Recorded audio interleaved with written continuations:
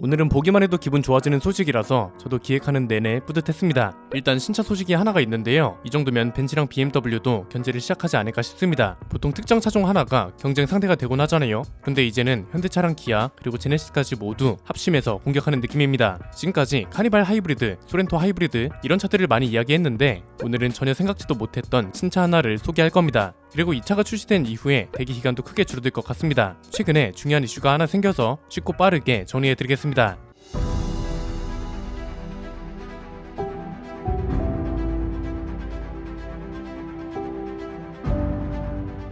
12월 출고 기간을 아주 간단하게 정리해볼까요? 대부분이 감소했습니다. 주요 차종들만 보면 아반떼 하이브리드는 20개월 이상으로 지난달보다 4개월이나 줄었고요. 산타페 하이브리드도 20개월 이상으로 지난달보다 4개월이 줄었습니다. 기아도 스포티지 하이브리드가 14개월 이상으로 얘도 지난달보다 4개월 이상이 줄었고요. 소렌토는 아직 18개월 이상이긴 한데 워낙 수요가 많은 차라 안 늘어난 것만으로도 기적이죠. 그냥 딱 봐도 어떤가요? 대기 기간이 줄었어요. 이렇게 말하는 차들 특징이 있었죠. 비인기 모델이거나 줄어봤자 1개월 정도였는데 이번에는 주력 모델들이 대상이고 4개월씩이나 줄었다는 게 포인트죠. 왜 이렇게 됐는지는 뒤에서 자세히 설명해 드리겠습니다. 그 전에 신차 소식부터 볼 필요가 있습니다. 왜냐면 차주들이 걱정하는 게 딱 그런 거잖아요. 야, 가뜩이나 대기 기간이 이런데 신차가 나온다고? 얘는 한 2년 정도 기다려야 하는 건가? 이런 거죠. 이게 이제는 크게 해소될 수 있을 걸로 보입니다. 일단 내년 중에 제네시스 신차가 하나 나옵니다. GV80 스포츠 쿠페가 나올 거라고 하는데 생각지도 못한 신차 아닌가요? 이 소식이 어떻게 나오게 된 거냐면 내년 1월에 울산 이공장 2라인이 공사에 들어간다고 했잖아요. 이유는 신형 산타페를 생산하기 위해서 설비 개선 공사를 진행하는 거였는데 이 시기에 맞춰서 이공장 1라인도 설비 공사를 진행한다고 합니다.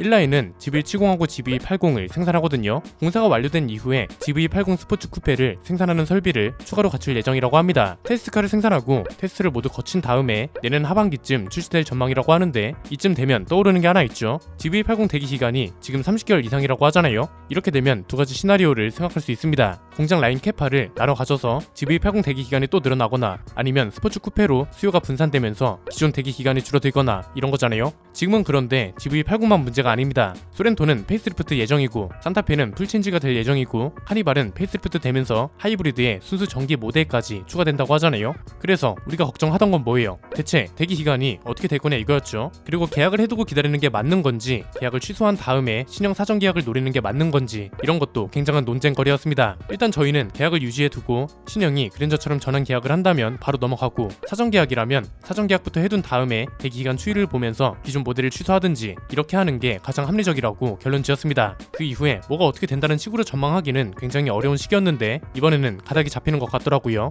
일단 현대차그룹 입장에선 굉장히 난감하고 손해가 막심할 수도 있습니다. 그런데 국내 소비자들 입장에선 단기적으로 보면 굉장히 좋은 소식입니다. 일단 큰 단위부터 볼까요? 글로벌 시장 기준으로 보면 국내 배정 물량이 늘어날 수밖에 없는 상황입니다. 현대차그룹 공장 체계의 가장 큰 문제가 뭐라고 말씀드렸나요? 글로벌 공장 체계가 다른 수입 브랜드에 비해 부실하고 그래서 현재 대응이 굉장히 어렵고 국내 공장은 포화 상태인 상황이 계속 반복된다는 거였죠. 그래서 이번에 미국 IRA도 타격이 클 거라고 전망했잖아요. 다른 회사들처럼 미국 현지에서 판매되는 대부분의 차종을 미국에서 생산했다면 그리고 이 차종 중에는 전기차도 포함되어 있었다면 IRA가 시행되든 말든 상관없는 거였죠. 그런데 지금 현대차그룹 전기차는 모든 물량이 미국에서 생산되고 현대차 입장에선 환율이 높아진 상태이기 때문에 똑같은 차라도 미국에 많이 파는 게 훨씬 이득이라고 말씀드렸죠. 그래서 GV80 같은 차들도 보면 해외 배정 물량이 압도적이라 캐나다 같은 곳은 4개월이면 차를 받고 국내는 30개월 이상인 상황이 생기는 거였고요. 최근에 또 다른 전개가 시작됐습니다. 현대차 입장에서 미국에 차를 팔 수 없는 상황이 생기고 있는데요. 이건 차가 안 좋아서 그런 게 아니라 IRA 시행 여파가 시작되고 있는 거라고 보면 됩니다. 미국 판매량을 한번 볼까요?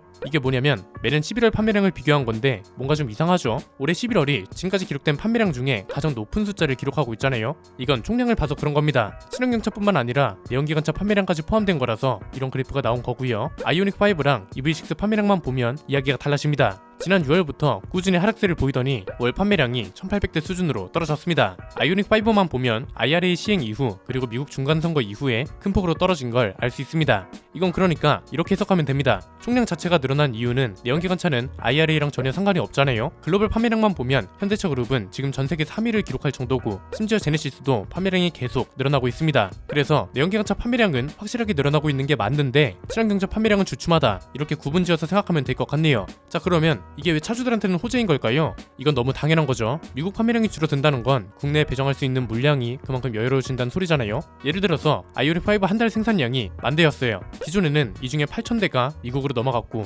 국내에는 2,000대만 배정했어요. 그런데 미국 판매량이 지금 반강제적으로 줄어들고 있잖아요. 이러면 공급을 하고 싶어도 못하는 상황이라 10,000대 중에 8,000대를 국내에 배정할 수밖에 없는 거죠. 그래서 꼭 단일 모델로 안 봐도 그룹 전기차 판매량이 줄어들고 있고 특히 기아 전기차 감소세는 더 뚜렷합니다. 그래서 이게 꼭 전기차 차주들만을 위한 이야기가 아닌 게 IRA 적용 대상 차종이 전기차만 있는 게 아니라고 말씀드렸죠. 말 그대로 친환경차, 그러니까 전기차뿐만 아니라 하이브리드 차들도 포함되는 거란 말이죠. 얘네들도 미국 수요가 감소할 수밖에 없는 상황이라서 국내 배정 물량이 훨씬 많아질 가능성이 높은 겁니다. 이것만 있는 게 아니죠. 산타페 하이브리드랑 GV70 전기차 같은 차들은 이미 미국 생산이 시작되거나 곧 시작될 예정이라서 어떻게든 국내 배정 물량이 많을 수밖에 없는 상황이라는 겁니다. 이제 단위를 조금 좁혀볼까요? 국내 시장만 봤을 때는 고금리가 도움을 주고 있는데요. 이건 제가 지난번에 말씀드렸던 전망을 조금 수정할 필요가 있습니다. 지난번에는 뭐라고 말씀드렸냐면 고금리 영향이 있긴 하지만 계약 취소 영향이 그렇게 크지는 않을 거라고 말씀드렸거든요. 물론 근거가 없는 내용은 아니었습니다. 계약 취소 몇 건만으로 해소되기 어려울 정도로 대기계가 쌓여있고 꼭 국내 수요가 분산되는 것 말고도 해외 물량을 신경 써야 하고 이 당시까지만 해도 계약 취소 30%라는 게 현대차그룹 전체 계약 건수 중 30%가 아니라 대리점 하나에서 집계된 계약 중에 30%에 불과했거든요.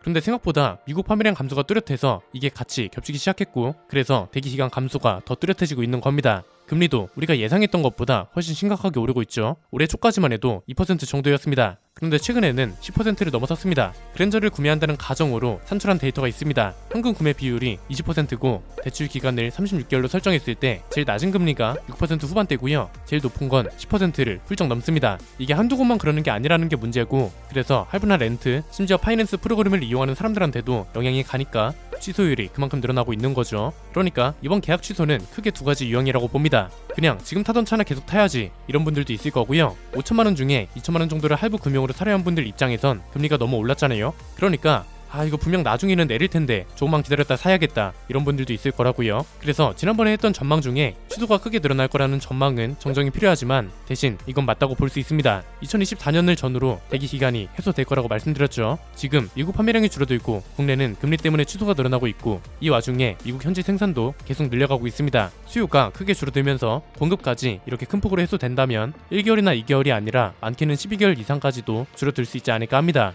하나 확실한 건 진정한 승자는 계약 넣고 기다리고 있던 차주들이라는 거죠.